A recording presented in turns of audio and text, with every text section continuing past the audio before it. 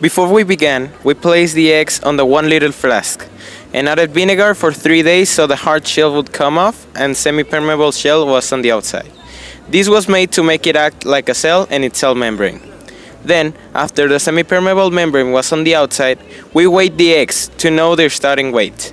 After that, we placed an egg on a hypotonic solution and one in a hypertonic solution. We used a slow motion camera to capture these events. The egg on the left is the egg that has the corn syrup, which is our hypertonic solution. It is making the egg become smaller. That happens because there is more osmotic pressure on the outside and that makes diffusion happen. This solution ends up absorbing some of the permeable membrane in the egg, as you can see in the video. While the egg on the right, which has the hypotonic solution, doesn't have much effect on the size of the egg, because there is not enough osmotic pressure on the outside to cause diffusion to happen. After we did this experiment for 8 hours, we decided to change the eggs of solution, so we could see if the effects of the hypotonic solution and the hypertonic solution would revert. In other words, if the egg on the hypertonic solution would grow back in the hypotonic solution, and if the egg on the hypotonic solution would decrease in size in the hypertonic solution. Here's a table showing what the weights of each egg we tested are. Transport across the cell membrane can be through diffusion, facilitated diffusion, or active transport.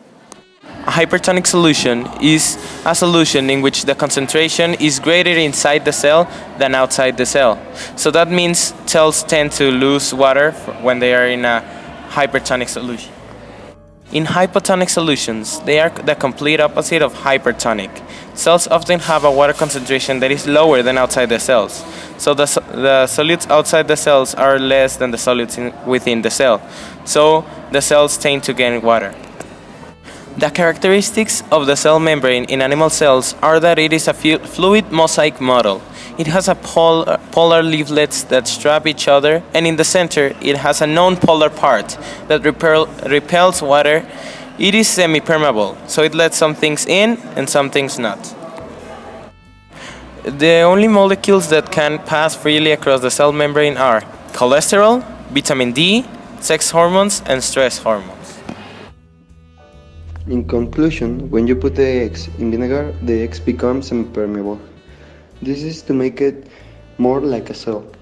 When you put it in the water, that is a hypotonic solution, it absorbs the water and swells.